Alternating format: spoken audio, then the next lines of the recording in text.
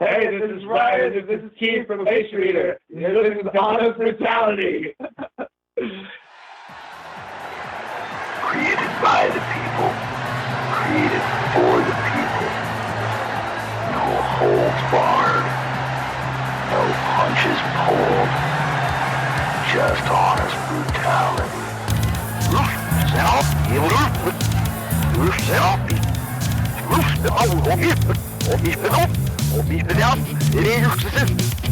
I don't know what the fuck you guys are thinking, but you don't ever talk about my band again. What's this honest brutality shit anyway? Honest Brutality.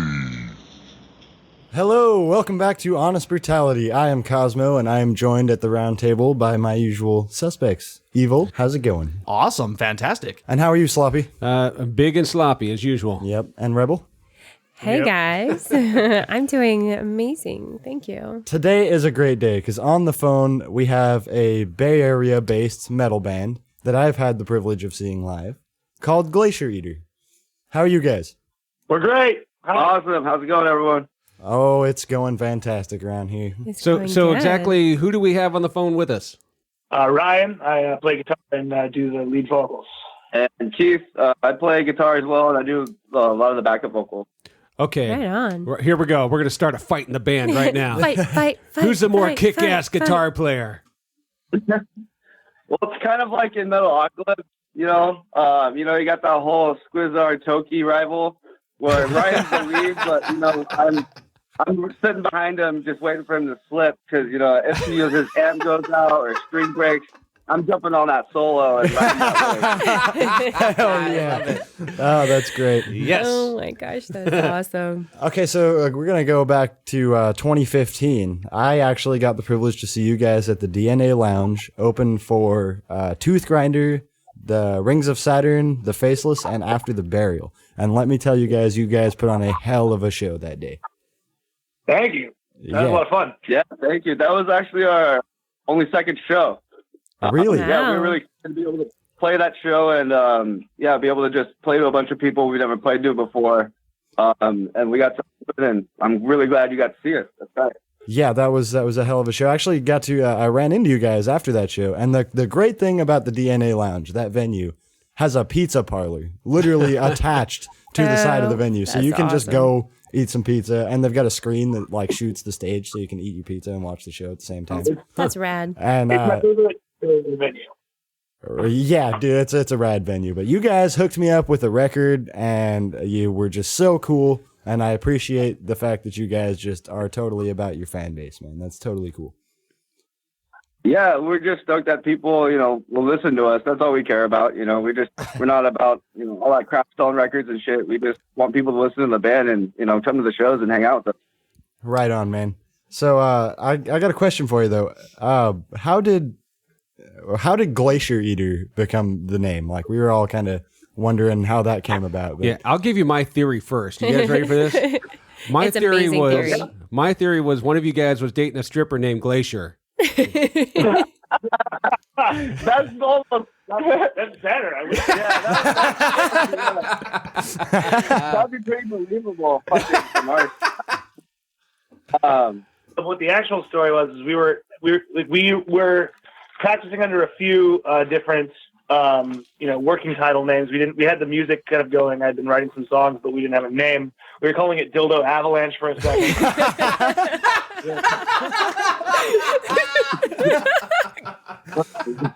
But then we were just sitting outside the practice space one day, and we're eating burritos, and fucking Keith just goes, "Burrito eater," and then we just started saying different foods.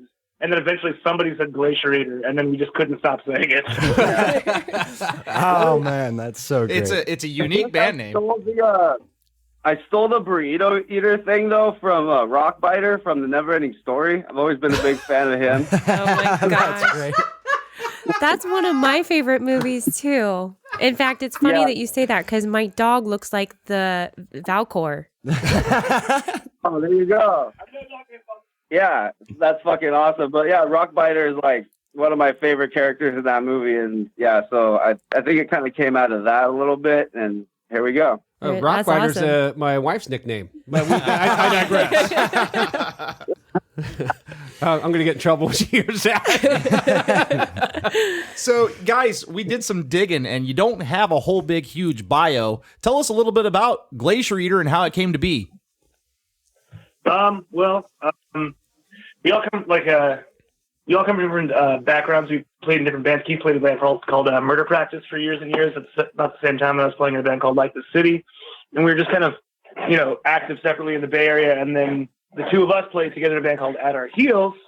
And I'd already just been writing these songs to just be a future project. Keith was a great guitar player and fucking a good dude to tour with. Like, we spent a lot of time on the road with At Our Heels together. And it just kind of fell into place, and we've been going on that ever since. We released our first record at the end of 2015, and it's been playing shows. I'm working on the second record right now, doing a lot of writing. But yeah, we got we've both been doing that, and we got Jimmy, our drummer. He's been jamming with Ryan for a while, and the older project like Urchin Baron, and then our bass player. We just actually got a new bass player, John Frost, he's played with us and At Our Heels as well. Just like an old friend that it just fits right in, and actually, someone that we wanted to play bass with us since the beginning. So it's glad that he's been able to come in and join. And he actually played his first show with us on Thursday the other night. Yeah. Oh, nice, cool, nice. Yeah. A question. I mean, you're based out of Oakland. I grew up in Antioch, so I'm familiar with the area pretty well. Me too. What? You were in Antioch too? Yeah, I went to Turner Elementary. Oh my God! Okay, my wife went to that school, but I digress. Maybe they went to school together. Yeah, maybe they did. So it surprised me you're saying from Oakland, because Oakland's not known as a hotbed for metal bands. I mean, as far as the Bay, there's a lot of good talent that comes out of the Bay Area, obviously, but usually they affiliate themselves with San Francisco or the South Bay or even the East Bay. You don't really hear Oakland a lot. Well, just all of us do just happen to live in Oakland. Yeah. I mean, none of us happen to live in San Francisco, and honestly, there's kind of a city's shot. The city's kind of shot. We don't really like the image affiliated with the city anymore, and like we said, we don't have grounds in the city. We like to play in the city, but none of us live there anyway. So we live here. We've been here for at least the last 10 years. And this is our home, so we say we're from here.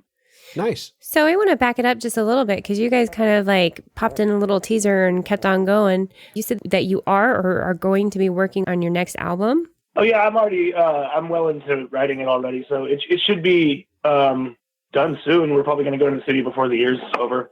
Awesome. Yeah, we want to definitely record it by the end of the year here, and try to get it out at the beginning of next year.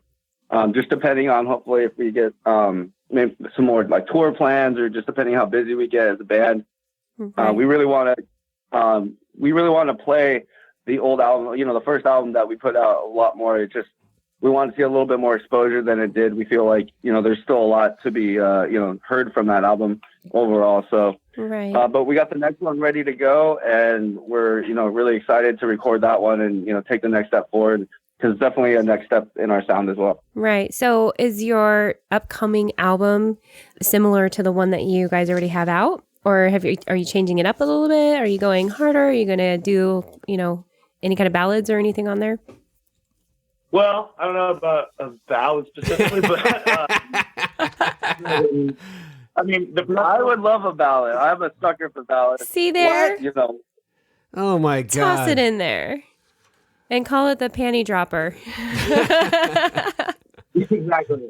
See, that's how we get the, name the band Glacier Eater, because it's a stripper name apparently. One day, having Glacier, I'm like, of course you are. We wrote the song for you, Glacier.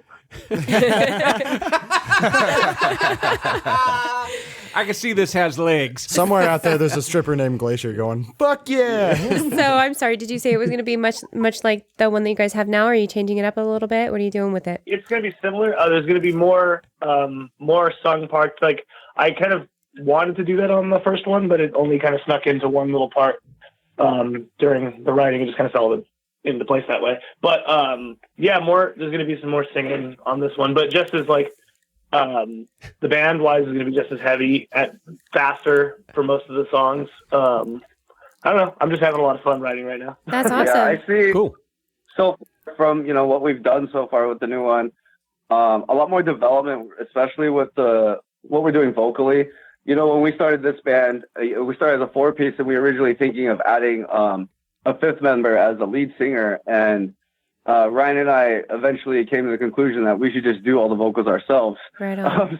Right on. The first record was really us kind of exploring that and learning that and figuring out, what we like to do and, figure out the tonal dynamic between me and Ryan's different voices. Right. And so this next record is really a next step in that where, we have been exploring our voices more. And I really see us doing a lot more of like call and response and, just another step for us to show more of what we can do vocally and not just on the guitars as well. I dig that. Well, right on. Are you guys working with a producer or are you doing it all yourself? Oh, I mean, yeah, we do all the writing ourselves. Like when we go into the studio, I don't know, we went with Zach Owen last time, and I love him because he's just very much like he wants to know what you want it to sound like. And hey, are you taking a bong hit, dude? Is that a bong? Time out. Did I just hear a bong hit? Yeah. We just called you out. That was a big one. Yes, I fucking love you guys. Oh my God. That's awesome. I got to tell you guys, we've had guys open beers on the show. We've had them guys piss shooting on the whiskey show. on And the I'm show. so glad that Cosmo, the first band that Cosmo brings to the table, just rips the fucking You ball. are a proud daddy right now. I am so happy right now. First beers are almost done here, so you'll hear us crack open a second round here. That's classic, dude. That's radio gold. What were you saying? I don't know. Hey, man, what were you saying, man? I don't know. No, okay, check it out. Let's switch gears a little bit. Let's talk some more about your music. You guys have a bit of a different feel to you, although I was picking up some influences and references. I'm curious if you can tell me what your influences and references are in your music. I mean, I kind of grew up playing stuff like, it started with like Metallica, which moved into like, Iron Maiden, Iced Earth, Death. Like that's the kind of stuff that I was like learned how to play guitar learning. So I feel like all of those riffs kind of come from that kind of direction, I guess. And then, and then a lot of Finnish stuff too. Like I love Children of Bodom when I heard them back in, 7th grade or whatever. My mind was just melted. I'm glad you bring that up because not a lot of people give credit to the Finnish and that type of that area of metal, which a lot of it comes from that area. So I love the Finns. They're some of my favorites. I think that's definitely something that Ryan and we bring to the table that kind of creates the sound of Glacier, helps kind of mold it, where he comes really from that more of a traditional metal background, where I started more of a punk background into like a hardcore background. And so when we met, we were playing more of in a kind of a punk hardcore band. And then he, brings all this metal stuff to the table. And then, whereas my music, as opposed to where my background is a little bit more rhythmic based, and his is more, kind of shreddy and note based. And so we were able to kind of, bring those two worlds together and kind of sculpt what we're doing right now and kind of pushing that boundary more and more. Yeah, Right on. I picked up on that. My take on your music was initially there's in some of the songs, it's like there's sort of a wall of noise that drops into a groove metal type thing. And it just kind of might, not to pigeonhole you, but that's what I picked up and I really dug it. Yeah, that's yeah. Thank you. Yeah, that's what definitely we want to have still have that, the feel and, the rhythmic kind of overall, slap of, hardcore and, thrash, and thrash and all that. Exactly. But still have the songwriting and, musicianship that we love with a lot of, what you hear from a lot of the solos and a lot of the extended melodic parts where, we like to push ourselves musically as well. So now we're talking about, your guys' influence and whatever as far as music is concerned. Are either of you formally trained musicians? Did you play in school or have you gone to any classes or are you pretty much self-taught? I got some lessons at school. Guitar counted as a foreign language. So I did have a class where I got to just sit around and study music all day. Wow. I was able to study in high school and then a little bit in college before I dropped out of college. But yeah, I did study some music. I've never heard of a musician dropping out of college. Ryan definitely has more of a formal background with the guitar. I started out in school, like in school band, doing like percussion and drums. In high school, I moved over into choir and did singing. So I've touched music in different ways. I've never like formally done guitar in any way, shape, or form. And I picked up guitar and I've just been self-taught through, the music that I have through drums and singing and stuff like that. Right. And so that's where, I have way more of a rhythmic-based approach to it because of my background, whereas Ryan definitely has way more of that technical approach. Well, okay, so let's talk about the vocal styling. I know you guys said that you had thought about bringing a vocalist in and you decided to kind of take it on yourself. Who would you say you emulate yourself after? I mean, I just I started screaming with a band before we started doing the vocals, just to kind of practice my my vocal styling and whatever, and it just kind of evolved from down from a more shrill scream into the kind of settled in balanced one that I have, which I guess it does definitely fall in that Finnish territory of screaming, obviously Children Bodom touches on that, but he's a lot of weird false chord stuff that I'm not good with sliding back and forth from. But more, I don't know, Kalma, Winter Sun, bands like that, especially in Finland, I'd say. It's my voice on that record. But it, like he was talking about in Exploring Our Voices, it will change quite a bit.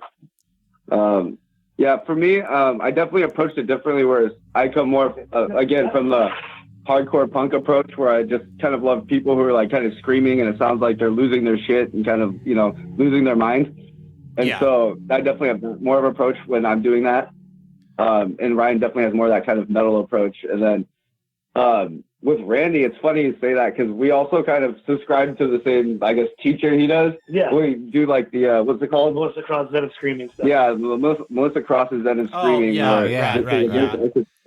And we love definitely just kind of, reviewing that and making sure that we don't blow out our voices, because being in bands over the last 15 years, we've seen all of our singers in previous bands blow out their voices. So we're trying not to do the same mistake. Yeah, well, especially in the genre you're in, it's not uncommon for a band to have that problem where the vocalist, develops polyps or lesions or issues with their vocal cords because they're not doing it correctly. Oh, that's awesome. Yeah, especially with extended tours and stuff like that. It just really takes its toll night after night, and we just want to make sure we're doing it right. But yeah, exactly. That's a little funny connection we kind of have with Randy, and why we kind of really look up to that guy a little bit too in terms of vocals. Absolutely. So Ryan, in terms of technicality, you are also in a band called Wilderness Dream, right? That's right. Okay, and I've seen on a couple of your tour posters that Glacier Eater and Wilderness Dream have played on the same night, almost in a row. Yep. How hard or difficult do you find it to pull double duty at those shows? I mean, is it more, obviously it's got to be at least a little more straining than just playing one set. It definitely is, but I don't know. You just drink enough caffeine, and balance the alcohol intake against that, and then you're fine. Do you switch outfits?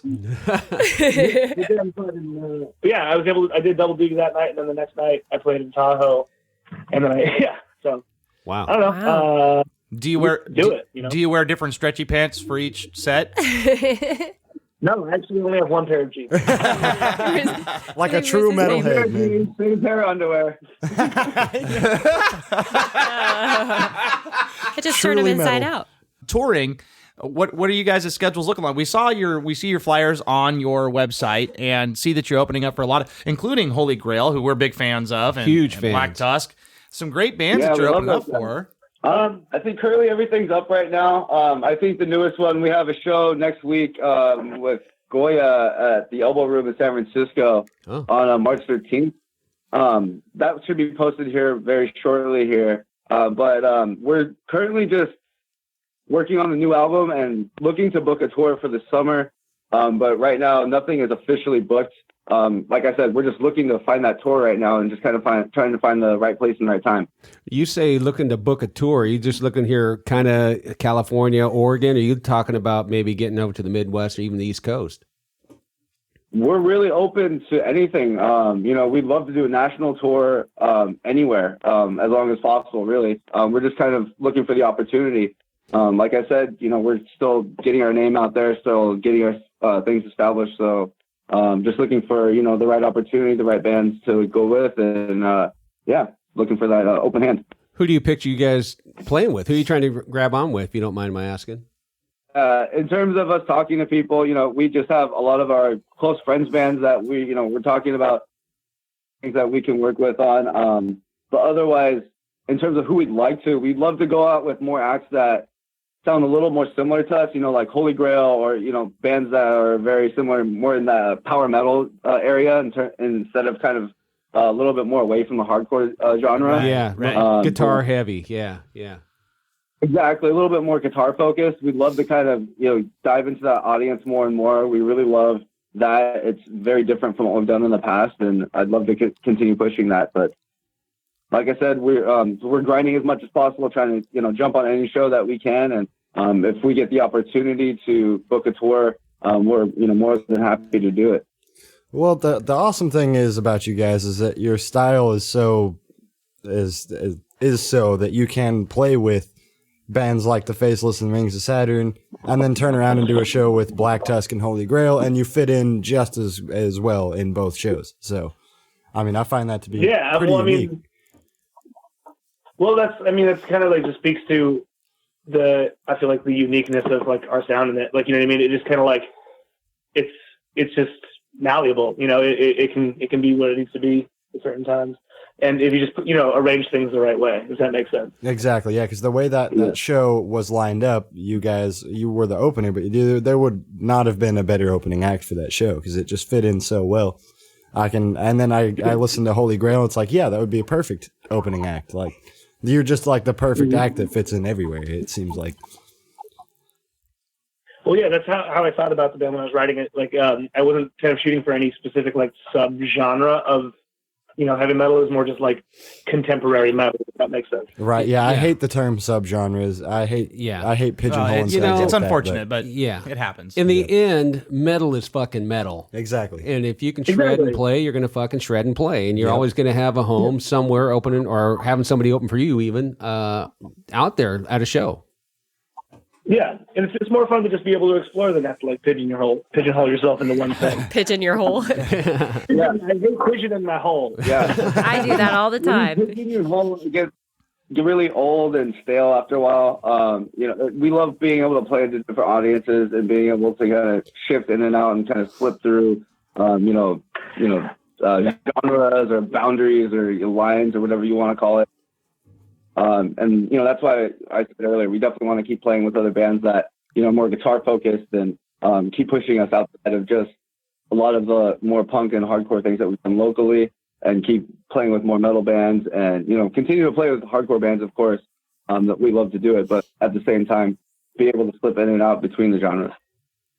You know, it's funny. You keep going back to the punk thing and the hardcore bands and whatnot. It's amazing to me. We've talked to a lot of bands that have left the punk scene and moved into metal. I think of Dream Shade.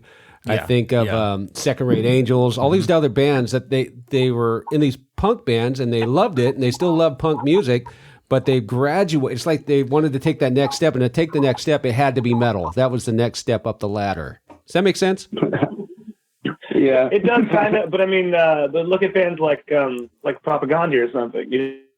They're still very punk, but like they're in vogue technicality and attitudes and shit, but like not being a metal band. You know what I mean? Yeah. Like, those pussies. Like, no, I mean, it's great. Like, actually, like that, like, I mean, there's like many different like kind of directions you can come at it from, is what I mean. Yeah. So like becoming metal doesn't necessarily make you more graduated, you know. Maybe graduated when it's just a move away from punk. Transition. It's a transition. It's like you're not seeing it go the other way so much. It's they're coming towards the metal side. I don't know why that is. It's just kind of a I see that. Yeah, you see that a lot too. I would say people do that. They either go metal or they tend to go a little bit more like they do like a post-hardcore band or like an indie band or something. Right, you know, right, it's like. Well, like, you know, punk. Start singing country. Yeah, punk in itself is, you know, it's very juvenile. You know, and it's older in their kind of musicianship, they kind of graduate out of that juvenile punk kind of mentality towards and approach music differently. And so, you know, people get softer and they end up going into indie bands, you know, or even electronic bands, you know, or, you know, as you said, people who tend to want to still be in the heavy music, like they went into metal. That's really, really common. And like, or, you know, even with like the stoner, like doom, you know, sludge, movement, it got huge. And all those people came out of like hardcore bands. They just wanted to play a little bit slower and a little bit cleaner. Yeah. And it's the same shit though. Like, yeah. And I want to be clear here. I'm not knocking, you know, punk or hardcore because I love that shit.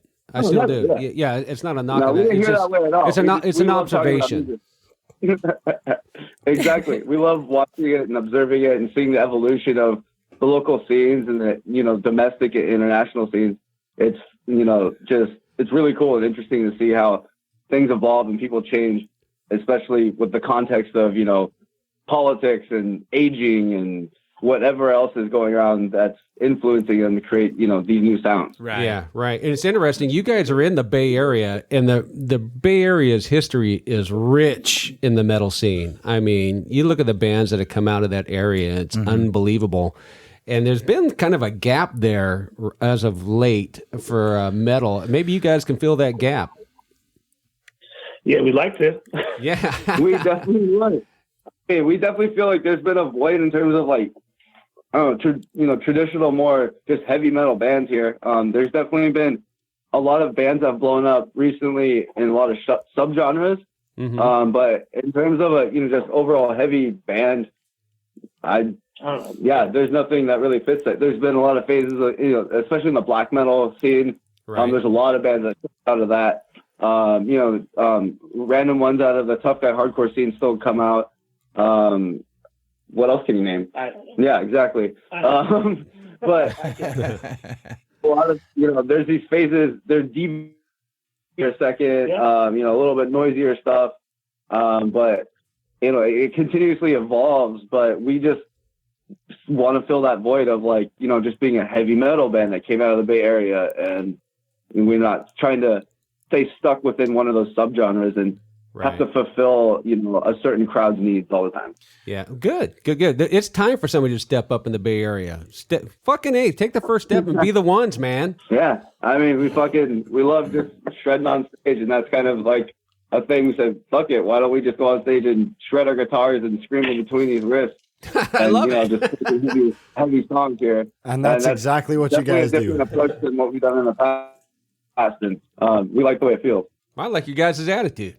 Yeah, man. We appreciate you guys too. Well, this EP that you have out right now, some of the songs that are on it really stand out. They really jump out, like Treason. I really dig that tune. Really about politics, in the sense that at the time when I wrote that, a lot of people were really on board with, you know, whoever they felt was very much advocating for their, you know, political, you know, needs or whatever. And, you know, you see it in every administration, you see it with every politician, you know, you see it, especially with like people felt betrayed by Obama and stuff like that, where it's just like, you know, I've told people where it's like, hey, you know, you're following these politics, you're doing these things, but you're putting a lot of faith in something that, you know, is in a sense political theater, and it's not something, it's completely out of your control.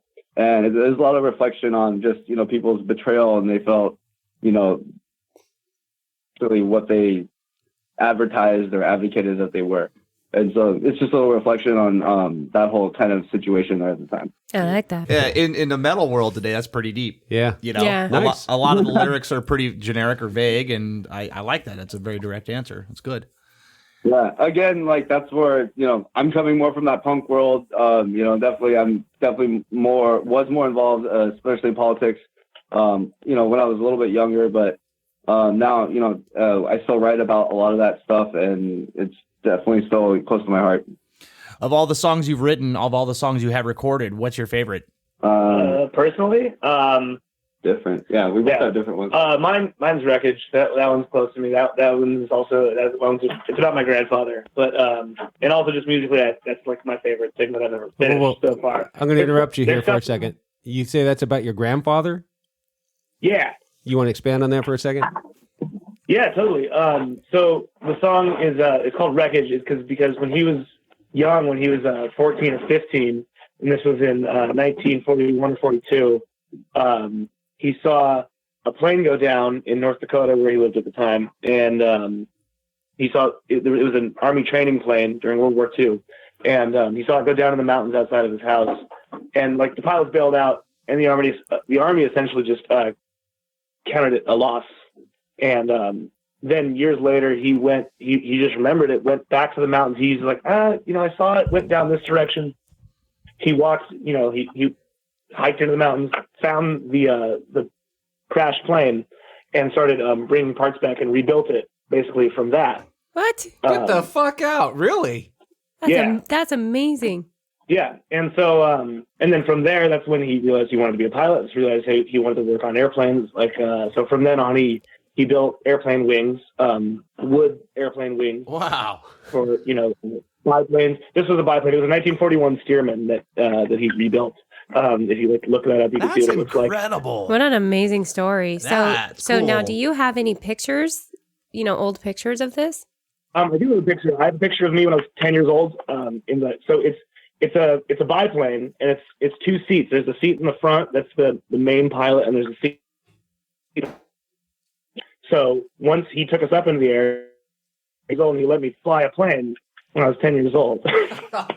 Wow. Sweet. So Ryan and I are very different in terms of our favorite songs. So Ryan, yeah, that one's a fucking awesome song. I love Wreckage too, and it feels like we're flying airplanes when we play that song because it's just soaring. It's really, really fun. My favorite song would be Lagunitas, but wait, what's the real title now?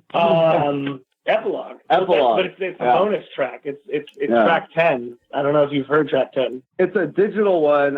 It's not actually on the vinyl, but it's available digitally. I'll send it to you guys after this too. We can do that. Yeah. Nice. But that's one where I'm doing vocals the whole song. I wrote all the lyrics for that one as well. But it's very much more like a personal growing song in terms of me reflecting of a lot of my drinking problems and me kind of overcoming them and working on, just the things that have caused me to get to those places and becoming a stronger man and growing and, being a overall functional mammal.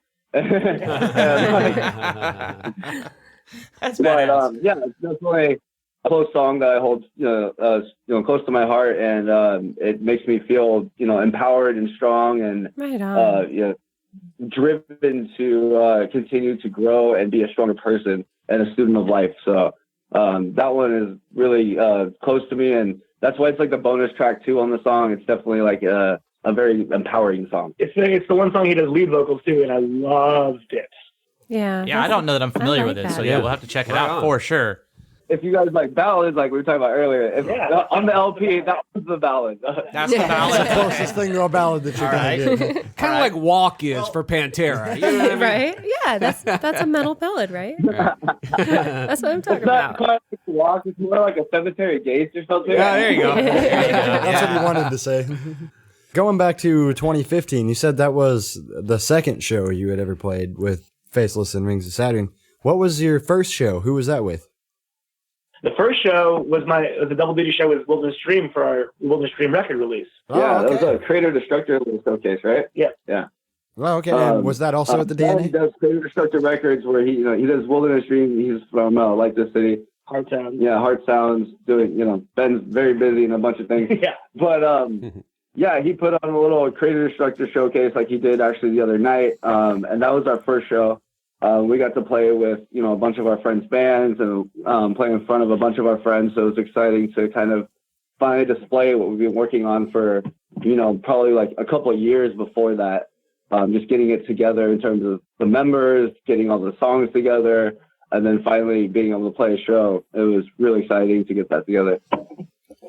So between then and now, have you guys played anywhere outside the Bay Area? Yeah, I mean, we've been up through, Nevada and down in Central Valley. And, we've just been around California, basically. Oh, cool. Okay. Right Nice, on. nice. Well, we need to get your ass up here and see you in Chico. Oh, yeah, totally. Yeah, Love to go to Chico. I didn't know where you were, but that answers my weird We're actually north of Chico, but Chico's... You guys know where closest Reading venue. is, right? Yeah, oh, you're in Reading. Of course we know. I played at a public park in Reading one time. In like a public park that had like an overpass. You played at Caldwell? And there was like a feral cat living there. Yeah. Park in That's rad. Yeah, I know exactly where There you was are. there was that skate park in like the early 2000s. Yep. There's like a bunch of shit that went down there. Yeah, Uh-huh. yeah, that's Didn't our... set it straight, have a bunch of shit with the police there. Yeah, Yep. yep, that's our town. That sounds about right.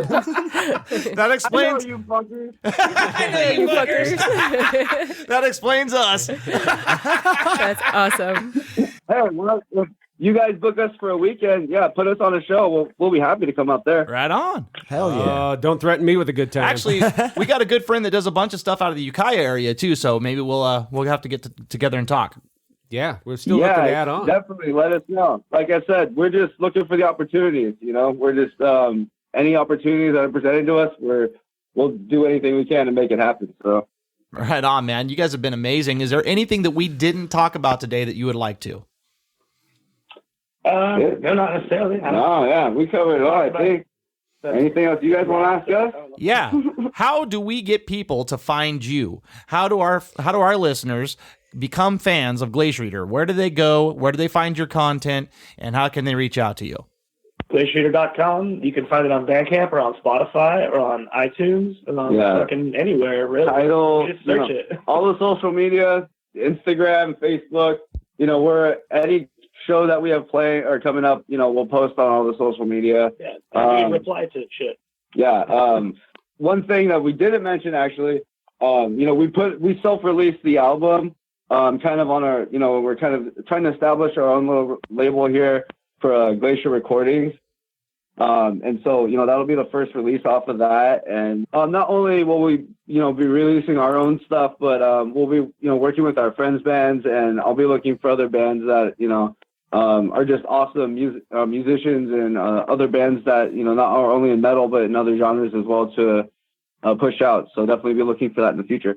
That's awesome. All right, Cosmo, thank you so much for bringing the badass, Hell yeah. one-of-a-kind Glacier Eater to Honest Brutality. It has been such an honor, gentlemen. Thank you so much. Thank you. Thank you, guys. Thank you. Like they were saying, go check them out on their different social medias. They are on glaciereater.com. Check them out, get out, see a show, buy some merch, download their music, show them some support, tell them Honest Brutality sent you, and make sure that you give them a bunch of love and we help them get where they need to be. Hey, thanks for having us, guys. We really appreciate it. Again, thank you to Glacier Eater all the way from Oakland, California for taking the time to talk to us. Amazing young act, and I think they're going to do some great things. Yeah, it was kind of cool to find out one of them was from my hometown, too. Yeah, Went to that was school, cool. my wife's whole primary school or whatever it was. Yeah, that's neat stories, Yeah. great guys, Yeah. great music. Make sure you check them out. And remember, all things Honest Brutality available at honestbrutality.com. Check us out on all of our socials, Facebook, Instagram, Twitter, and you can listen to us on Rock Rage Radio every Saturday at 4 p.m. Eastern, 1 p.m. Pacific, or We do have a new show. It's called Center Stage with Honest Brutality. That is also on Rock Rage Radio, and that is at 5 p.m. Pacific and 8 p.m. Eastern Time, where we talk to bands and we plug their music. Yeah, and we'd like to talk to you also. Give us a call, 530-962-0411. Let us know your thoughts on Glacier Eater today, and appreciate you hanging out. absolutely. In the meantime, you can do a lot of things, but there's one thing you need to do, and that is stay metal. Stay metal. Here's some Glacier Eater. Hey, this is Glacier Eater, and you're listening to Honest Brutality.